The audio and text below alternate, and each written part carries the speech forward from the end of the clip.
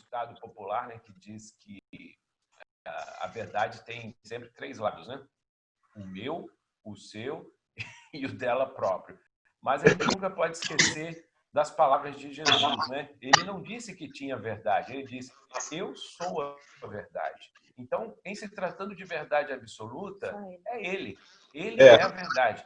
No mais, nós temos que nos contentar, né, com a nossa visão parcial, que pode ou não, a gente sempre tem certeza que estamos com a verdade do nosso lado, mas isso deveria ser tratado sempre como uma hipótese, né? Porque a verdade absoluta não pertence a nós. Então, dessa forma, não se justificam as disputas que a gente se mete frequentemente, não somente ideológicas no campo das ideias, mas até mesmo na igreja, nas disputas doutrinárias. O tempo todo nós estamos disputando, brigando, né? E quem conhece a história da igreja sabe que a história da igreja é marcada por disputas doutrinárias intensas, a ponto de algumas delas, eu estou falando da igreja protestante, tá, gente? Nem estou falando da Idade Média, que a gente chegou na época da igreja católica, a fogueira, a Inquisição e coisas muito piores. Mas mesmo da igreja protestante, disputas intensas que geram divisões, que geram separação de igrejas, que geram rupturas. Ou seja, nós devemos estar sempre pensando sobre essa questão da verdade. Como a gente vem trabalhando, né? O nosso objetivo como cristãos é nós chegarmos à nossa percepção de quem é Deus, né? Quem é Deus para mim, a nossa vida, né? A nossa experiência, a nossa leitura bíblica ou a nossa interpretação bíblica vai dizer quem é Deus para nós. E aí, assim, a gente precisa aprender a respeitar as percepções diferentes da nossa. Acho que esse é o ponto principal. Foi isso que Jesus nos ensinou e é assim que a gente tem que estar tratando os assuntos. E respeitar também a maneira como Deus se revelou ao meu irmão que está lá na igreja presbiteriana, ou a maneira como Deus se revelou ao meu irmão que está lá na igreja assembleiana. E conceber que existem verdades, né, existem verdades lá que eu não conheço e existem verdades aqui que ele não conhece, né? Então isso é realmente, acho que é um ponto que a gente tem que entender e crescer nessa perspectiva aí. E assim, uma das coisas que a gente abordou na semana passada foi justamente uma das grandes diferenças. Eu volto a dizer que eu respeito, né, considero que existem muitas verdades ali dentro da doutrina da predestinação. Existem muitas coisas coerentes, mas exatamente não é a maneira como eu percebo. Eu percebo um Deus que trabalha dentro do livre-arbítrio. Mas eu não vou entrar nessa discussão, porque essa discussão foi da semana passada. Se vocês quiserem outro dia a gente trabalhar um pouquinho mais isso, podemos discutir isso. Eu tenho até alguns amigos que são muito queridos, que são da igreja presbiteriana. Eles estavam pensando até uns dias, eu falei, de repente vamos trazer um debate sobre esses assuntos aí, mas não é para hoje. O segundo ponto que é central, né, que eu acho que é importante a gente entender, e está no início de Efésios, que é a questão que está lá no versículo 1:10, né? Fala assim, isso é de convergir em Cristo todas as coisas, as celestiais ou terrenas, na dispersação da plenitude dos tempos. E acredito que esse, com certeza, era um ponto fundamental que Paulo estava querendo trazer nisso. Então, assim, eu queria que a gente discutisse um pouquinho sobre isso. O que quer dizer convergir em Cristo todas as coisas, celestiais ou terrenas? Ele não está falando só dentro da nossa realidade eclesiástica, né? Ou dentro daquela perspectiva do que é sacro, do que é santo e o que não é, né? Ele está falando de convergir em Cristo todas as coisas, celestiais ou terrenas. Então, para a gente começar essa discussão, né, trazer um pouquinho do background, e para mim, particularmente, foi muito importante a gente fazer esse trânsito, né, por Atos, que para mim me deu um pouco mais de estrutura para ler as cartas. Então, o que é a viagem? Então, assim, a gente vê Paulo no final da vida dele, né, nos últimos anos da vida dele, depois de 3 viagens missionárias. A gente percebe Paulo hoje prisioneiro em Roma, preso. Então, é uma questão que pode parecer para a gente controversa, né? Poxa, Paulo pregou em todas as igrejas, pregou em todos os lugares, teve um ministério maravilhoso, fez milagres, etc. Por que hoje Paulo está preso em Roma? Ele não podia estar aqui fazendo mais viagens missionárias, campanha missionária aqui, pregando, né, nas igrejas, mas hoje a gente entende que o objetivo da prisão de Paulo era justamente que essas cartas fossem criadas, para que essas cartas ecoassem, né, através do tempo. E hoje a gente percebe, eu percebo, hoje nós, na Igreja Batista da Praia da Costa ou nas igrejas batistas, enfrentando os mesmos dilemas que aquelas igrejas ali, às quais Paulo endereçou essas cartas, passavam. Então, a discussão que Paulo traz para aquelas igrejas é a mesma discussão que nós precisamos ter aqui hoje, no ano de 2020, no século 21. Então, Paulo estava ali preso para escrever, justamente para escrever essas cartas às igrejas. E uma das coisas que é interessante também quando muitos dos escritos, né, muitos teólogos dizem que essa carta aos Efésios, ela foi uma carta escrita de maneira genérica e que essa parte, né, o primeiro capítulo lá que endereça ela aos Efésios foi uma coisa colocada posteriormente. Ou então que era uma carta genérica que Paulo escreveu às igrejas e quando essa carta ia, por exemplo, para a igreja aos Efésios, colocava-se no título aos Efésios isso. Então, em muitos manuscritos não existe esse título aos Efésios. Então, ela seria como uma carta direcionada a todos, né? Chegando hoje aqui no Brasil, poderia ser carta aos irmãos da Igreja Batista da Praia da Costa, né? Tira os Efésios e coloca os irmãos da Igreja Batista da Praia da Costa. Então, Paulo está ali prisioneiro e a gente entende hoje que realmente era que ele estivesse ali para escrever essas cartas que ecoariam aí por todo o tempo. A igreja sendo perseguida, e a gente viu algumas semanas atrás o rompimento de Paulo com o judaísmo, né? Um rompimento mais significativo. E qual o problema disso? O problema é que o judaísmo, a gente parar para perceber, ela é a religião mais bem estruturada, a religião mais racional, mais coerente, uma religião que vinha sendo tecida e construída já há 4.000 anos. Então, assim, tudo faz muito sentido, tudo é muito bem amarradinho, tudo.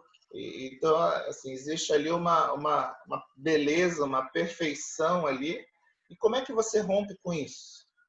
Como é que você rompe com essa igreja que está tão bem amarrada, tão bem estruturada, tão bem alicerçada, e não só como é que eu rompo com isso, mas para eu tirar alguma coisa, o que eu coloco ali para sustentar essas pessoas que estão ali vivendo essa nova realidade, né? Essa realidade cristã.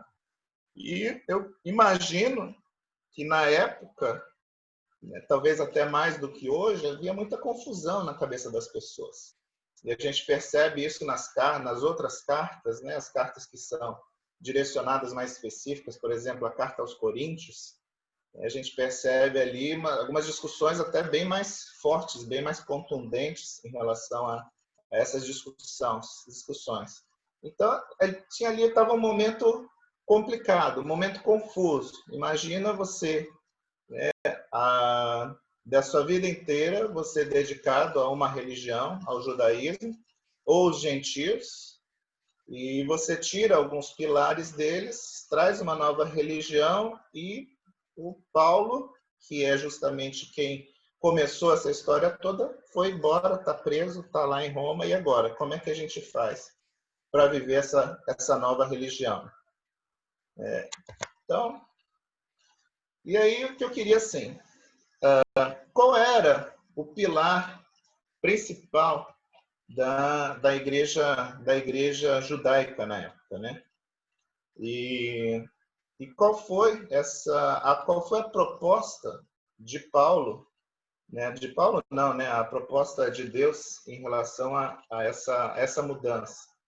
Então, o pilar principal era justamente a lei, né? Os mandamentos de Deus. Eu fico imaginando uma reunião dos judeus, como ela acontecia, quando você tinha dentro um dos pilares principais dessa religião, ali a lei e os mandamentos de Deus.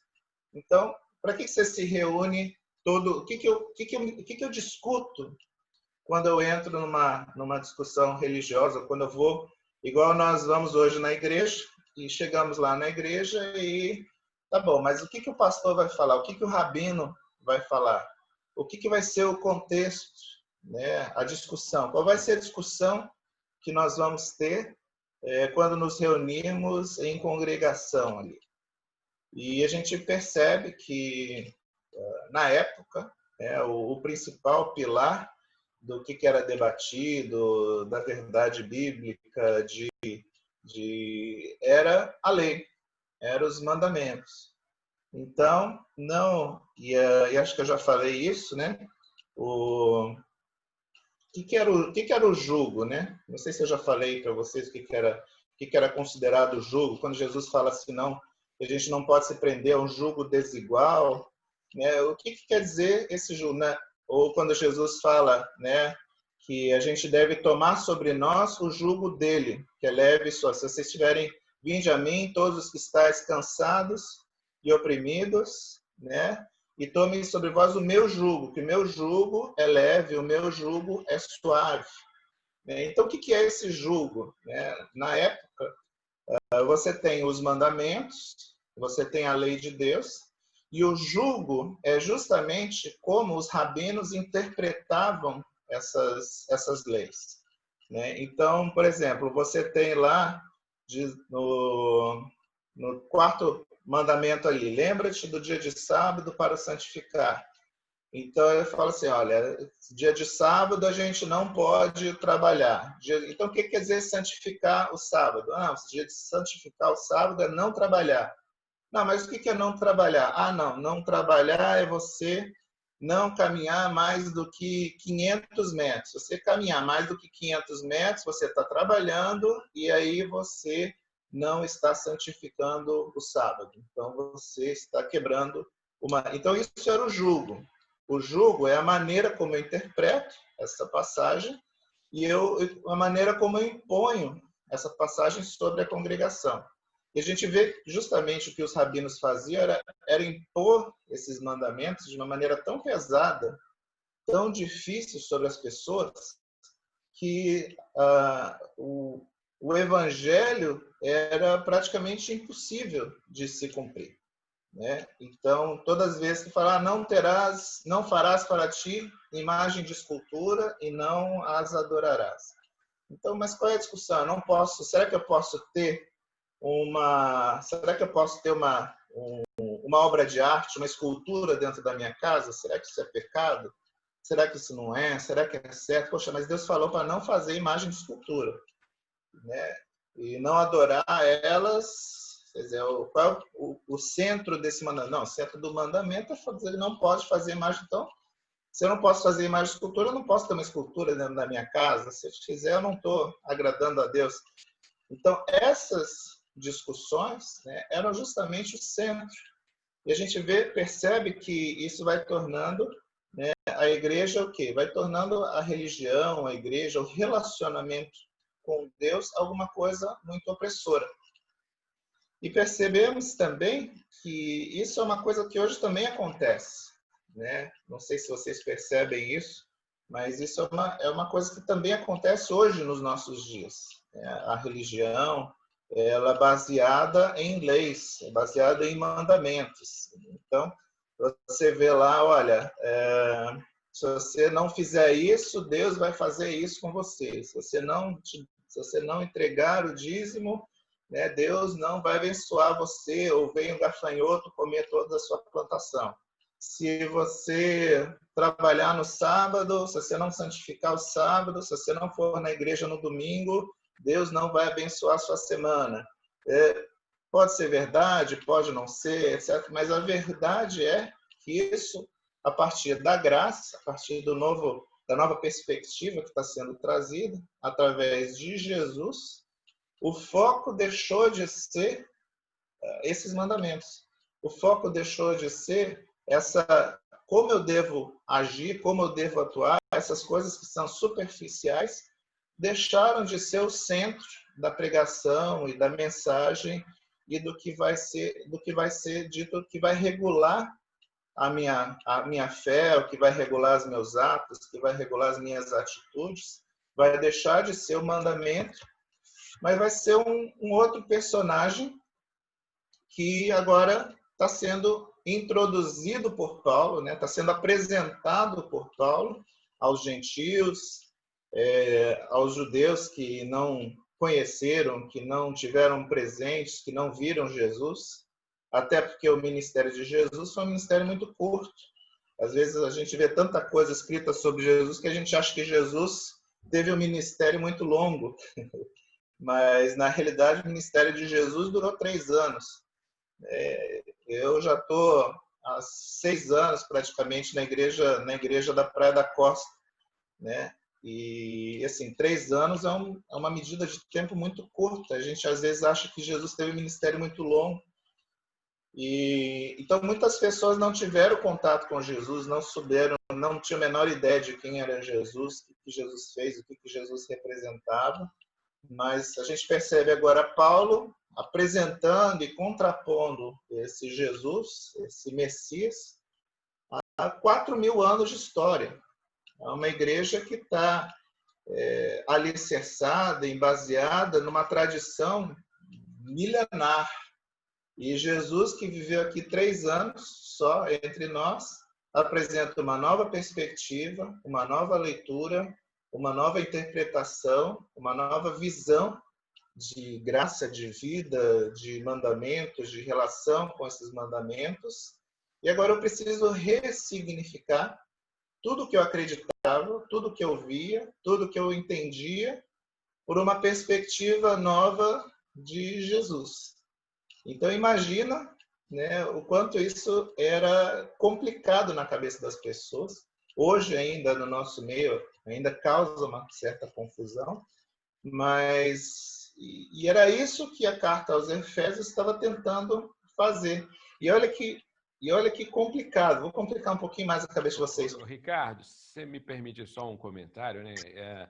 Tem um vídeo interessante no YouTube de uma pessoa que saiu pelas ruas de cidades em Israel, como Tel Aviv, né? Fazendo a seguinte pergunta às pessoas que estavam nos barzinhos, andando em diversos lugares, né? Sobre o significado, como que eles entendiam o Jesus e o cristianismo. E muitas das respostas deles eram no sentido de que o cristianismo é um engano, né?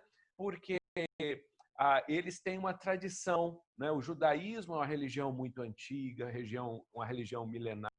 Então, muitas das respostas eram se baseando justamente nessa tradição. Eles põem a confiança deles, né? Falam, olha, a nossa crença é mais segura, é mais confiável, porque, afinal de contas, nós estamos falando de muitos milhares de anos, né? E é interessante também porque quando a gente procura a palavra religião no Novo Testamento, ela praticamente não existe. A palavra religião no Novo Testamento, ela aparece 4 vezes. E eu tive a curiosidade já certa vez de ler o contexto dessas 4 vezes em que a palavra religião aparece. E sempre se referindo a religião no sentido do Velho Testamento, da religião judaica, dos ritos, das regras, das leis, dos podes e não podes. Ou seja, uma religião é isso mesmo, é um conjunto, né, de regras rituais estabelecidos, de coisas nesse sentido. E quando a gente vê Jesus, nos seus 3 anos de ministério, arrancando tudo isso fora, dizendo não precisa de nada disso, quebrando todo o sistema, as tradições, as roupas, os hábitos, né, as práticas, até mesmo os templos, porque os judeus se reuniam sempre nas sinagogas e as sinagogas, enquanto construção, era parte fundamental do processo religioso. E Jesus fez o ministério dele basicamente onde? Não que ele não tenha também entrado em sinagogas, até mesmo no templo, mas a maior parte do ministério de Jesus foi aonde? Qualquer lugar. Não tinha lugar. Podia ser na rua, podia ser na praia, podia ser dentro de um barco, podia ser nas casas. Então, a gente às vezes se pergunta, e eu sei que essa é uma discussão que incomoda algumas pessoas até nos dias de hoje, Jesus, de fato, trouxe uma nova religião? Isso que a fé cristã é uma nova religião? Foi isso que Jesus veio estabelecer, né? Na verdade, a gente vê agora, com esse processo da epidemia e do confinamento, que a igreja está nos lares. Sem as celebrações, sem os batismos tradicionais, sem a ceia, né? E se for uma igreja católica, que é mais cheia de ritos, ela também está nas casas. Então, a gente vê o seguinte, que a igreja são as pessoas, né? A igreja, de fato, são as pessoas. E quando Jesus disse, estabelecerei a minha igreja, ele não usou no grego a palavra religião. No original grego, ele usou a palavra eclesia, e eclesia significa apenas o quê? Uma comunhão, um ajuntamento de pessoas. Estabelecerei a minha comunhão, a minha assembleia, o meu ajuntamento de pessoas. É só para a gente fazer esse comentário, porque você falando aí, né, da simplificação, que a quebra de todas essas restrições e esses mandamentos, né, trouxe, a gente percebe um paradoxo entre quando o judeu fala, olha, nós temos um conjunto de doutrinas, de fé, mais confiável, porque é mais tradicional, mais antigo. Mas, na verdade, a gente percebe que Jesus, ele trouxe um patamar superior. E é por isso que Paulo insiste tanto, né, que aquilo que acontecia no passado era só sombra do que estava por vir. Aquilo foi para aquele tempo e, de fato, a substância está agora em Cristo. Exatamente. É perfeito, Daniel, perfeito, é isso mesmo. E a gente percebe que quando Paulo está dizendo, né, e vamos voltar aqui ao texto, né, quando Paulo está dizendo aqui que agora a ideia é convergir em Cristo todas as coisas, é isso que ele está falando. A mensagem central hoje da verdade, do Evangelho, é Jesus. A mensagem de Deus para as nossas vidas, a mensagem de Deus para a igreja é Jesus. Não é os mandamentos, não é o Velho Testamento, não é a Bíblia como um todo, né? Mas a mensagem de Deus para nós é Jesus. Jesus é a mensagem. E eu tenho assim, pensado muito, né, em relação a isso, de que toda mensagem, toda vez que eu assumir uma posição à frente de uma igreja, de uma congregação, onde eu tenho a responsabilidade de levar Deus para essas pessoas, o centro, a centralidade de toda e qualquer mensagem tem que ser Jesus. Porque eu vejo hoje muitas pessoas, né, muitos profetas, muitas pessoas pregando mensagens que absolutamente a gente não percebe Jesus no centro delas. Tem muito pastor hoje que é muito querido em geral, mas o centro da mensagem, muitas vezes, você vê que é um coaching, uma autoajuda, você pode, você isso. E a gente percebe muitas vezes o esvaziamento desse centro da mensagem que é Jesus. Você quer falar qualquer coisa, qualquer assunto, quer pregar o evangelho, o centro dessa mensagem, e é o que Paulo está dizendo para a gente, tem que ser Jesus. Porque Jesus, ele é o caminho. Jesus, ele é a verdade. Jesus é a vida. Fora de Jesus não existe nenhum caminho. Fora de Jesus não existe nenhuma verdade. Se aquela verdade não estiver convergindo com Jesus, não é verdade. Se Jesus não convergir nessa que está sendo pregado, não é verdade. Se Jesus não estiver convergindo no que está sendo pregado, não é vida. Então, o que Paulo está dizendo é isso. Todas as coisas agora, tudo aquilo que a gente pregava, se aquelas coisas não estiverem convergindo e caminhando em direção a Jesus, não é evangelho, não é graça, não é o que Deus tem para as nossas vidas. O centro de toda e qualquer mensagem absolutamente tem que ser Jesus. E aí, mas isso acaba criando uma outra discussão que eu acho que é importante aqui a gente também trazer, que é o seguinte, é o que o Daniel falou ali, esboçou um pouquinho quando ele falou, mas e aí, o que eu posso fazer, o que eu não posso fazer, né? Se eu tiro a lei e os mandamentos do foco da religião, se eu tiro do centro da religião as práticas, né? O que eu posso fazer, o que eu não posso fazer, como me portar, como não me portar, etc. Então, e aí, como é que eu crio a minha relação com Deus se eu não tenho muito claro o que eu posso, o que eu não posso fazer, e se eu tiro do centro dessa discussão o pecado, né? Porque o pecado é um ponto importante da gente entender. Então, se eu tiro, e Paulo faz isso várias vezes, que eu acho interessante, né? Que o Paulo tira o pecado da questão. Fala, o problema não é mais o pecado, né? Mas então, e o que é o problema então? Como é que eu vou resolver? Se eu tiro o pecado do centro do cenário dessa discussão, como é que eu vou saber como me portar, o que fazer, etc. Então, e aí Paulo vai trazer justamente a base essa questão, né? O que é o pecado? E eu tenho visto aí eu gosto muito do Philip Yancey, né? Então acho que você já deve ter visto. Tem vários materiais dele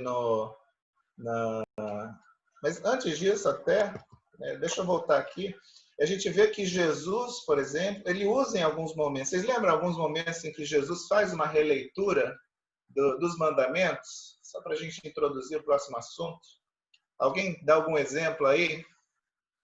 Nos discursos de Jesus, uma releitura desses mandamentos? Alguém lembra? Sim, não? Não entendi a pergunta. Lembra que Jesus, quando ele estava ali pregando, quando ele estava conversando com os fariseus, ele fala assim, olha, vocês leram que está escrito, não matarás. Mas aí Jesus fala, mas se você disser para algum irmão seu raca, você já matou o seu irmão. Né? E ele fala assim, não adulterarás. Mas aí Jesus fala assim, olha, mas se você olhar para a mulher do teu próximo com desejo, no seu coração você já adulterou com ela. Então é interessante que Jesus ele é o fim da lei é Cristo, mas ele dá alguns exemplos que parece que estão utilizando a lei como uma base para sustentar o discurso dele. E aí, o que eu queria trazer para você, que eu queria trazer em relação a isso é justamente isso. E o Philip Yancey, ele traz uma verdade que eu achei muito interessante. Ele fala assim, ele falou, o pecado é a maneira como Deus nos protege de nos ferirmos ou destruirmos a nós mesmos. E eu pensei muito nisso, pensei muito sobre isso, e eu cheguei à conclusão de que tem muita verdade nisso aí. O que eu quero dizer por isso? É o seguinte, Você está sofrendo? Tem alguma coisa doendo em você? Você está passando por alguma dor nesse momento? Seja essa dor uma angústia, seja essa dor uma perda, seja essa dor um ferimento, seja essa dor...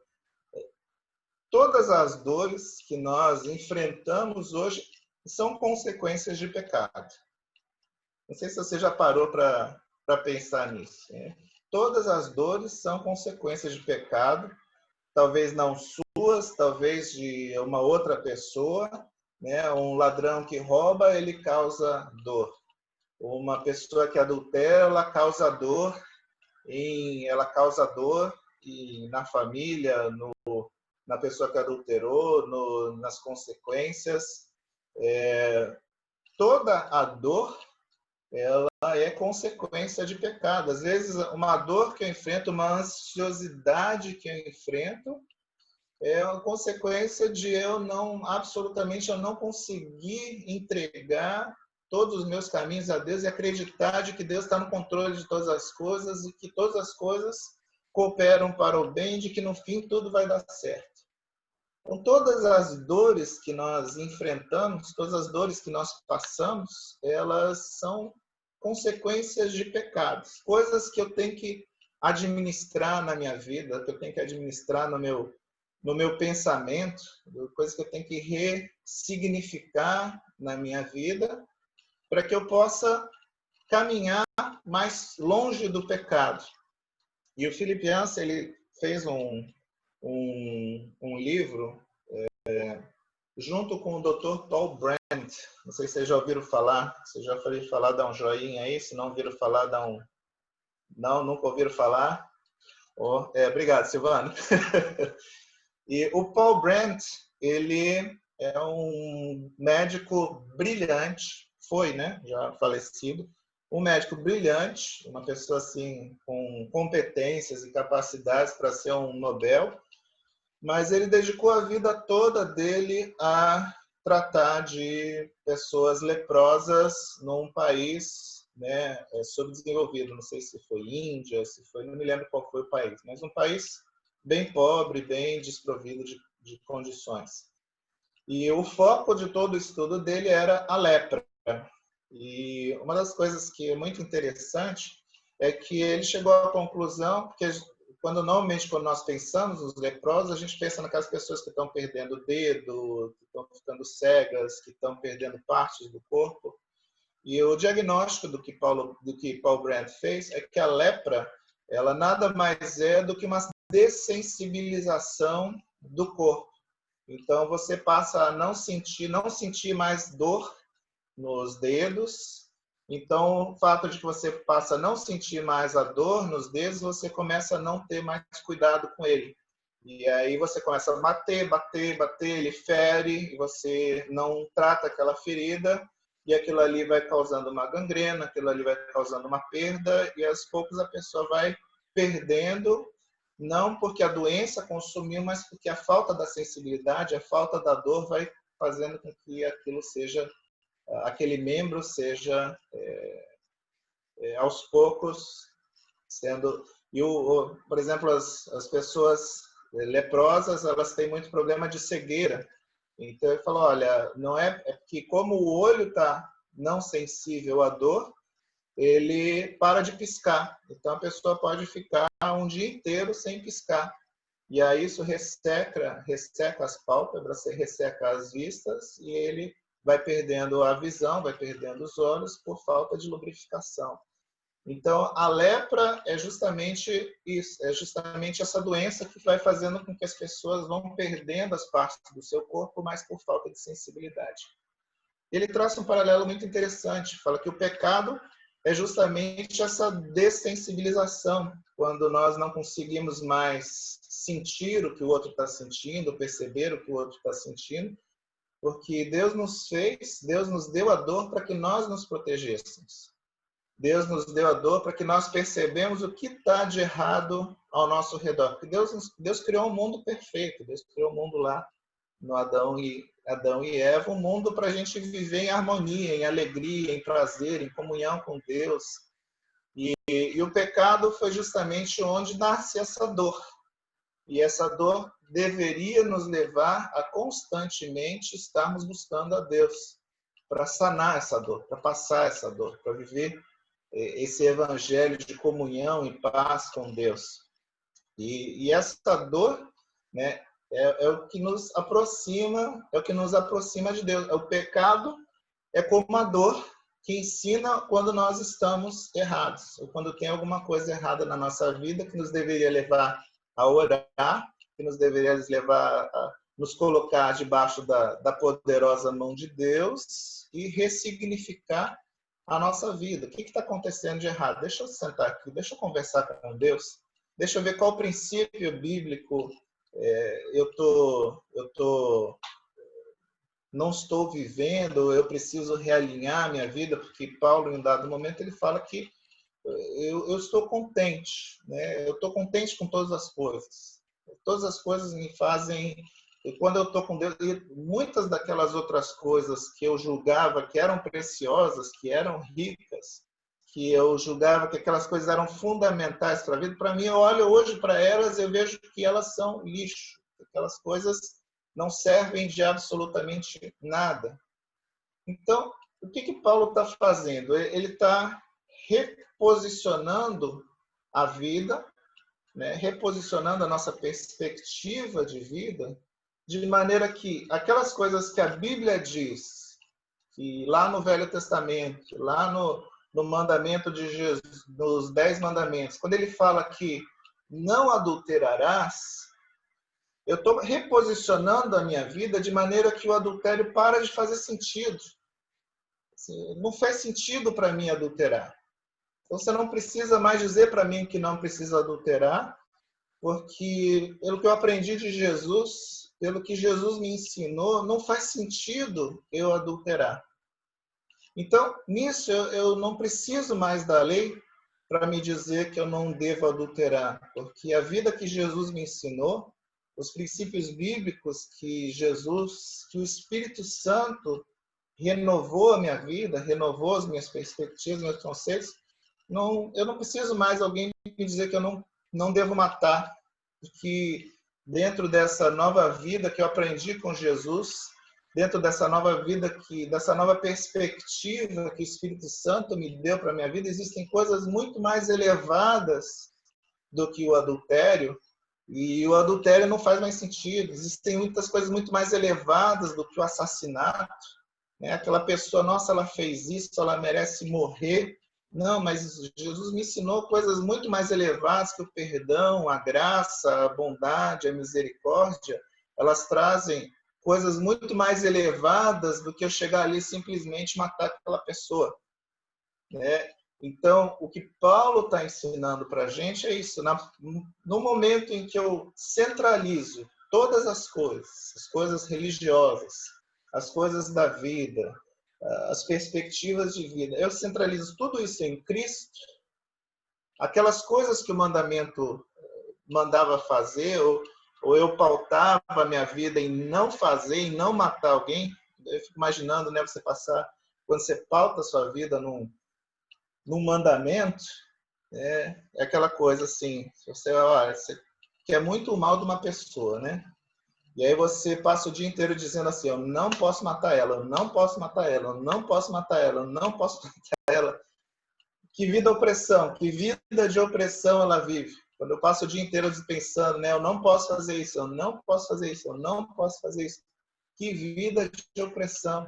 Mas quando eu encontro princípios mais elevados, né, a vida, a graça, a bondade, a misericórdia de Deus, quando eu tenho um encontro com esse Deus, quando eu tenho um encontro com esse Jesus, que me ensina coisas muito mais maravilhosas, eu esqueço aquilo ali que eu não posso fazer.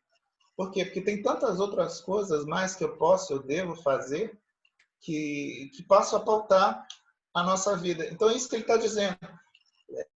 Então, se existem momentos, coisas que estão doendo ainda na nossa vida, são consequências de pecados meus, de outros, de segundos, de terceiros, etc.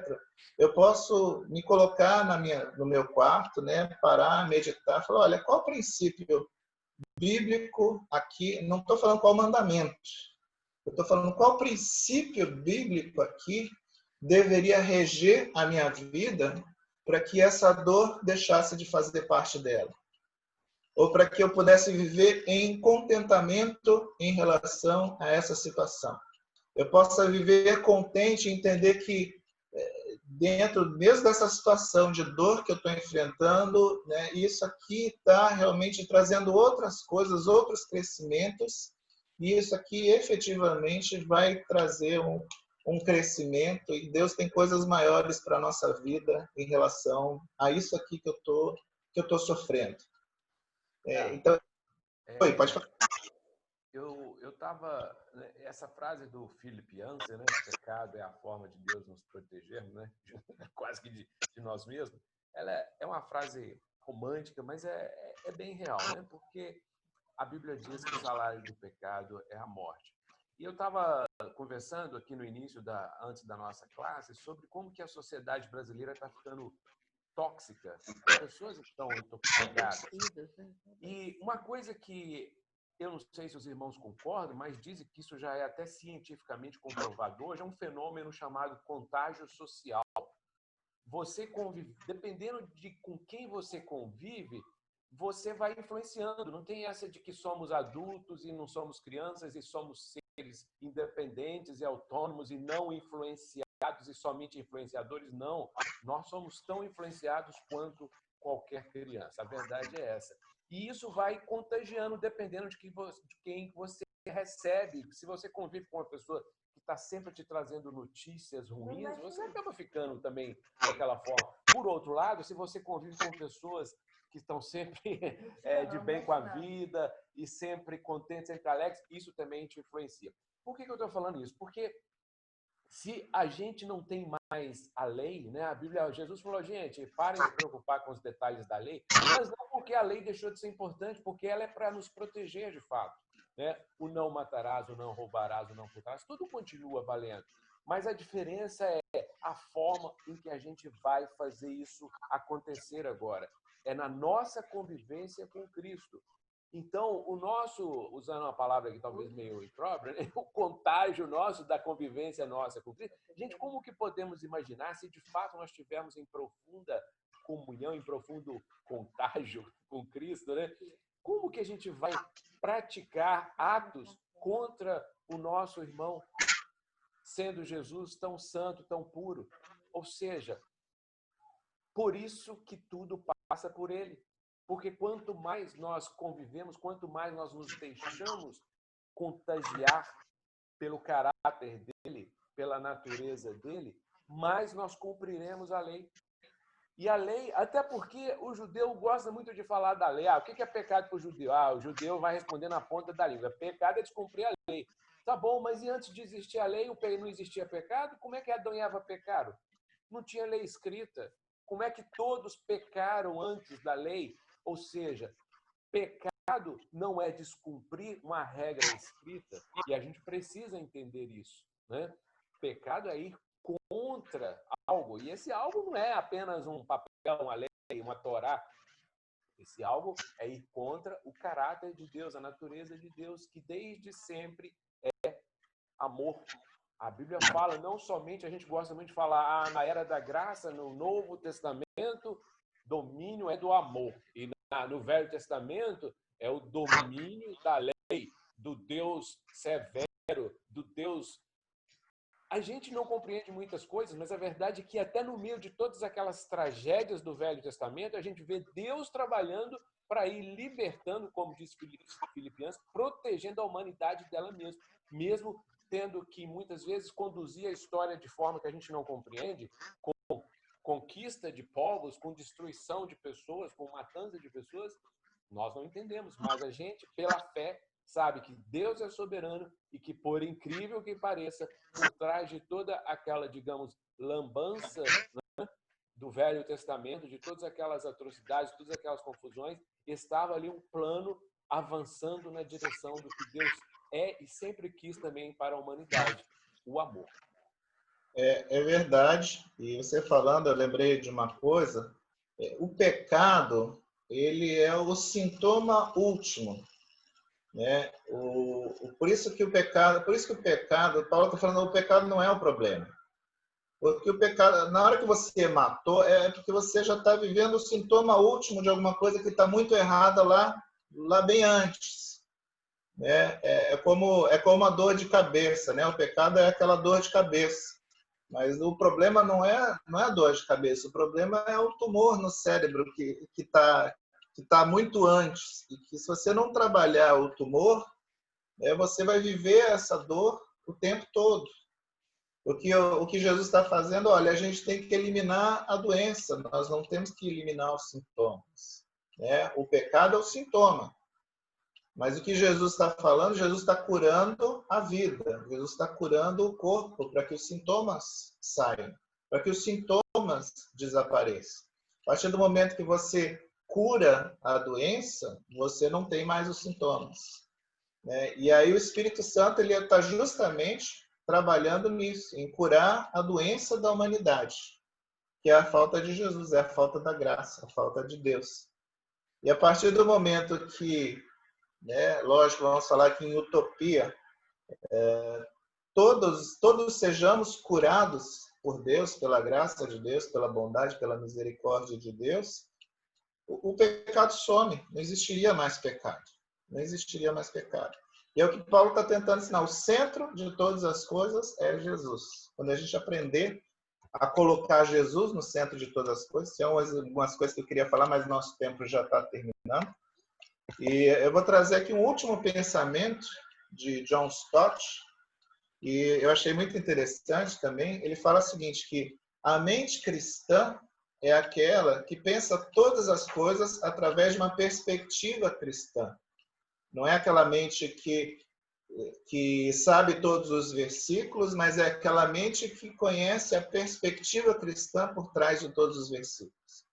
É a mente que absorveu as verdades e pressupostos bíblicos de maneira tão profunda que é capaz de julgar todas as coisas por uma perspectiva divina. E eu achei muito interessante isso, porque a leitura bíblica, a leitura da lei, muitas vezes, ela é muito dura.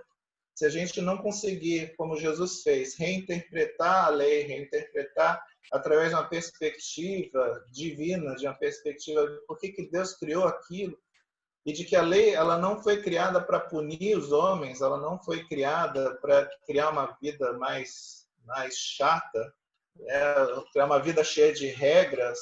Não, a lei ela foi criada com base na graça. A graça existe desde o início dos tempos. Desde Adão e Eva, e ela permaneceu.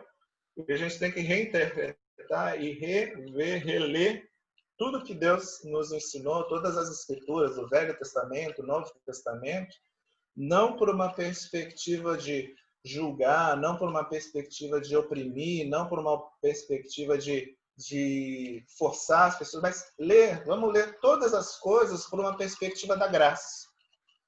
Deus é bom o tempo todo, a misericórdia de Deus é boa e é perfeita o tempo todo. Eu vejo isso com os meus filhos, eu tenho esses momentos de quarentena, as crianças trancadas dentro de casa o tempo todo, e a gente muitas vezes tem que ressignificar muita coisa. Né? E esses dias eu estava pensando assim, muitas vezes eu fico tentando eu me adaptar a eles, né? Para criar um ambiente mais agradável a eles, mais favorável a eles se sintam mais. Mas o que eu lembro é o seguinte: a vida não vai se adaptar a eles. Na hora que eles saírem aqui de casa, as pessoas, a sociedade não vai se adaptar a eles. Então, os meus filhos precisam aprender a se adaptar a mim, eles precisam aprender a se adaptar a essa rotina, às nossas limitações. Não dá para ter todos os brinquedos, não dá para fazer tudo o que quer, não dá para fazer toda a bagunça, que eles precisam se adaptar a criar um ambiente melhor para nós. Não sou eu só que tenho que criar um ambiente melhor para eles. E é isso que Deus está fazendo o tempo todo. Então, quando eu os corrijo, quando eu sou mais duro com eles, é porque a vida também vai ser dura com eles. A vida vai ser dura com eles, eles vão precisar aprender de que quando eles saírem daqui dessas quatro paredes, eles vão ter que se adaptar a outras realidades também. Então, essa aqui é a nossa primeira escola, nosso primeiro exercício. E Deus está fazendo isso o tempo todo com a gente. A gente não pode achar que Deus vai fazer todos os nossos caprichos, todas as coisas conforme, porque a vida vai ensinar coisas muito diferentes para a gente. E a gente precisa aprender a se adaptar e viver essa vida com graça, né? Mostrar a graça de Deus. Nós vamos aprender a pregar o Evangelho quando as pessoas verem a graça de Jesus, a graça de Deus na nossa vida. E aí o pecado deixa de ser o problema. E as próximas lições que a gente vai ver um pouco disso. O Paulo ele vai tentar tirar do centro da discussão a lei e ele vai começar a trazer algumas maneiras como você pode mostrar a graça e a verdade de Jesus para as pessoas que estão ao nosso círculo, quando ele vai começar a falar sobre como você se relaciona com a igreja, como você se relaciona com o próximo, como você se relaciona com sua família, como o pai se relaciona com o filho, como o filho se relaciona com o pai. Então ele vai começar a traçar uma série de sugestões de práticas, né? Ele não traz isso mais agora como um peso de lei e de ordem, mas como sugestões de prática para que a gente possa refletir nos nossos relacionamentos, na nossa vida com o nosso próximo, essa graça de Deus. Mas agora não como uma lei, mas para que a gente entenda como esse relacionamento deve acontecer. Então, cenas dos próximos capítulos aí. Eu abro aí para quem quiser, hoje acho que a gente tem mais uns tempinhos aí, eu abro aí quem quiser trazer mais alguma consideração, né? Fica aberto o microfone aí a todos. Ei, Ricardo, obrigado pela maravilhosa classe. Só queria que você pudesse voltar naquele slide da frase do Philip, né? Ah, sim. Que aquilo ficou meio martelando na minha cabeça aqui. A tela aqui? Isso, essa daí. Assim, achei perfeito o exemplo que você deu sobre a hanseníase, a dessensibilização, mas essa frase, eu acho assim, que algumas dos exemplos encaixam, mas outros eu acho que não tem uma sintonia. Por exemplo, essa frase me incomoda um pouco, entendeu? Ali, porque para mim pecado não é a maneira como Deus nos protege. Eu acho que, assim, eu entendi o que você colocou, achei fantástico, só que é uma questão de sintaxe mesmo, da frase que para mim, o pecado, ele não vai proteger, porque se a gente usar como analogia o exemplo que você deu da hanseníase, a pessoa continua se machucando porque ela está dessensibilizada. Perfeito. Né? E o pecado, a pessoa, se realmente essa frase, para mim, é a minha colocação, fosse verdadeira, a pessoa, ela, entendeu? Ela pararia de uma hora, ela iria ver que ela estava machucada ou alguém iria avisar ela. Entende mais ou menos o que eu estou querendo dizer? Eu entendi que o que você colocou, só que eu acho assim que o pecado ele não nos protege. Ele é a causa de nos ferirmos. Eu acho que Jesus é a maneira que Deus encontrou de nos proteger. Eu não acho que o pecado é a maneira que nos protege, porque a gente continua pecando. Não sei se você me entende o que eu quero dizer. Eu acho assim, eu entendi o que você colocou. Claro. Então, quando ele coloca aqui o pecado é a maneira, na verdade ele está comparando o pecado à dor, tá? Não o pecado como aquela dor de que existe alguma coisa errada, alguma coisa que não está em sintonia com a vontade de Deus para a nossa vida. Como se fosse um alerta, entendi. Um alerta de que algo deve ser feito. Ah, tá. Não, aí sim, aí nesse contexto, sim, talvez é o modo como a frase foi colocada. Aí eu fiquei pensando assim, mas agora faz sentido, porque para mim, Jesus que né, obviamente, é o modo como Deus encontrou se fazendo, né, encarnando Jesus e vindo aqui para poder a gente conseguir ser resgatado. E uma outra coisa que eu quero colocar é aquela questão de quando você falou no início, que de repente, né, foi colocado, os judeus estão acostumados àqueles rituais, aquelas leis, e de repente vem e fala assim, nossa, mudou tudo de uma hora para outra, e não entende, e ficou confuso. Não sei se foi você ou se foi o Daniel que colocou, né, com tantas leis, tantos rituais, tanto isso, de repente vem um novo modo de agir, né? Então, eu estava pensando nisso, e eu gosto de comparações, eu não sou da área das exatas, né? Mas eu não sei se cabe aqui, e eu achei interessante que a gente, quando está, porque eu acompanhei bastante as meninas no fundamental, né? Aí a gente acaba revendo a matemática, e uma coisa que me veio à cabeça aqui foi que seria mais ou menos assim, o judaísmo seria mais ou menos a gente está somando, né? 2, mais 2, mais 2, mais 2, mais 2, mais 2, mais 2.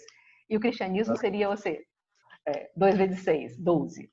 Então, assim, você tem aquele fardo de conseguir achar um resultado, de conseguir. Aí Jesus vem e fala assim: não, olha, tá aqui, por mim, né? Vem a mim, pronto. Você não vai precisar ir degrau por degrau de todos aqueles ritos, aqui tudo. Vem direto para mim e já vai ter o resultado. Então, assim, seria mais ou menos assim, uma analogia que eu fiz. Eu não sou de exatas, o pessoal de exatas aí me corrija, mas eu achei interessante isso. Mas obrigada, eu gostei muito dos exemplos da mensagem da classe. Obrigada. Maravilha. Mas é isso mesmo, né? As pessoas estão tentando traçar um caminho tortuoso para chegar a Deus e Jesus está falando, olha, é muito mais simples. Mas esse é muito mais simples, outra coisa que eu tenho pensado muito é o seguinte, todos os 12 apóstolos, né, não todos, 11 dos 12 apóstolos viveram mortes terríveis. O único que morreu velhinho provavelmente foi João. Os outros 11 morreram esquartejados, crucificados e etc. Então, nós, às vezes, nos enganamos de que essa coisa simples, né, ela vai ser agradável, mas existe uma força muito grande contra todos os princípios cristãos, todas as verdades cristãs. E apesar dessa simplicidade bonita, maravilhosa de amor, a gente vive num mundo que absolutamente não quer viver esses princípios e não quer se ver esses valores. Então, essa briga ela é constante. O pessoal prefere realmente viver ali no 2, mais 2, mais 2, mais 2, né? E não quer enxergar a simplicidade, a graça que Jesus está nos oferecendo aqui. Então, por isso até a gente está conversando com o Daniel, né? A gente fazer um estudo aí sobre os fins dos tempos, mas a gente ainda não conseguiu, né, pensar aí de uma maneira mais objetiva para a gente poder discutir esse assunto aí, porque realmente são assuntos controversos, né? E o objetivo aqui da classe acho que não é promover uma unanimidade de pensamento, acho que é dar subsídios para que nós possamos traçar as minhas opiniões, a gente possa, então assim, eu tento não trazer coisas que vão ser uma unanimidade de pensamento, mas que é justamente como você falou, Silvana.